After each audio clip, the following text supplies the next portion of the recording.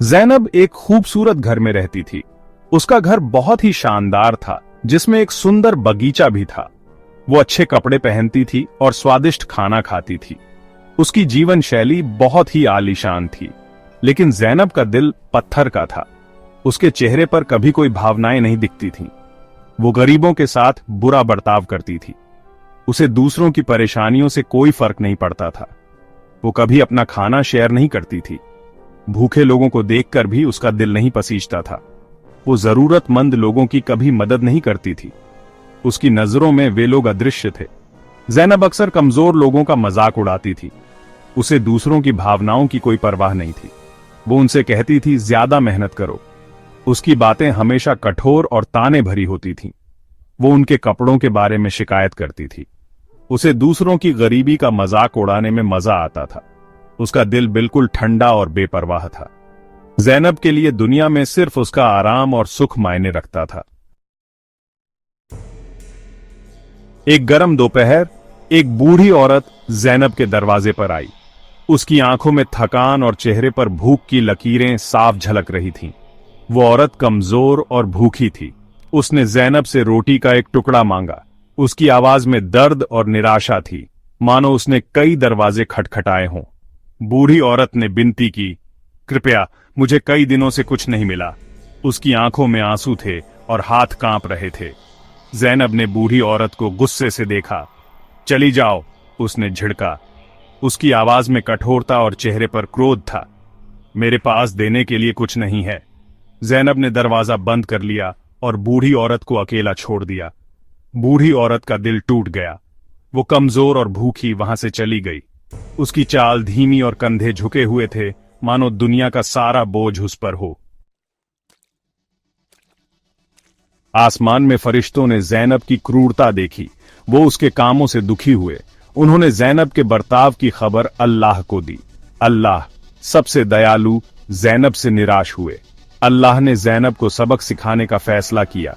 वो चाहते थे कि जैनब उस दर्द को समझे जो वो दूसरों को दे रही थी। वो चाहते थे कि वो दया और करुणा सीखे। अचानक जैनब के चारों ओर एक तेज रोशनी चमकी। उसका शरीर कांपने लगा। उसकी त्वचा धूसर और खुरदरी हो गई। उसकी नाक और कान लंबे हो गए। जैनब, वो बेरहम औरत, एक गद्दी में बदल गई। गांव वाले हैरान रह गए। उन्होंने ऐसा पहले कभी नहीं देखा था। वो आपस में कानाफूसी करने लगे, यह अल्लाह की मर्जी है, यह जैनब की क्रूरता की सजा है।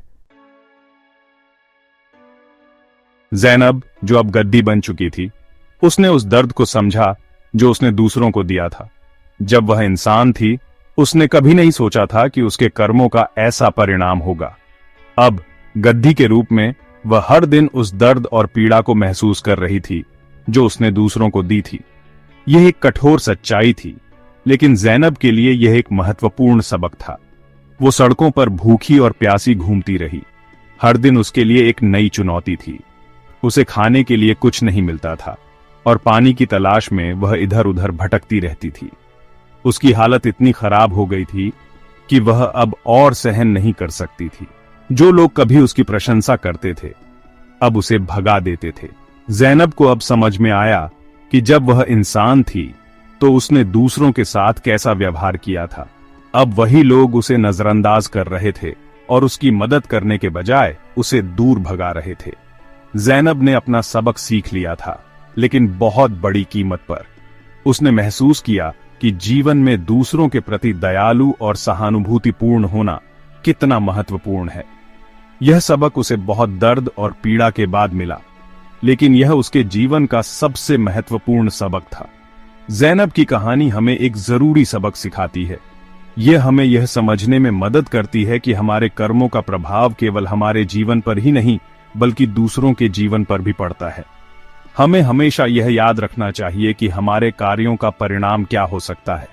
हमें हमेशा दूसरों के प्रति दयालु और मददगार होना चाहिए। चाहे वह इंसान हो या जानवर, हमें सभी के साथ समान व्यवहार करना चाहिए। दया और सहानुभूति हमारे समाज को बेहतर बनाते हैं और हमें एक दूसरे के करीब लाते हैं। अल्लाह उन लोगों से प्यार करते हैं जो दया दिखाते हैं। दया और करुणा हमारे दिलों को नरम बनाते हैं और हमें एक बेहतर इंसान बनाते हैं। यह हमें सिखाता है कि सच्ची खुशी दूसरों की मदद करने में है। हमें कभी भी जरूरतमंद लोगों से मुंह नहीं मोड़ना चाहिए। जब हम दूसरों की मदद करते हैं तो हम अपने जीवन को भी समृद्ध बनाते हैं। यह हमें सिखाता है कि सच्ची खुशी और संतोष दूसरों की सेवा में है। याद रखें, दया एक ऐसा गुण है जिसका फल इस दुनिया और आखिरत दोनों में मिलता है। जब हम दूसरों के प्रति दयालु होते हैं तो हम अपने जीवन को भी बेहतर बनाते हैं। यह हमें सिखाता है कि सच्ची खुशी और संतोष दूसरों की सेवा में है।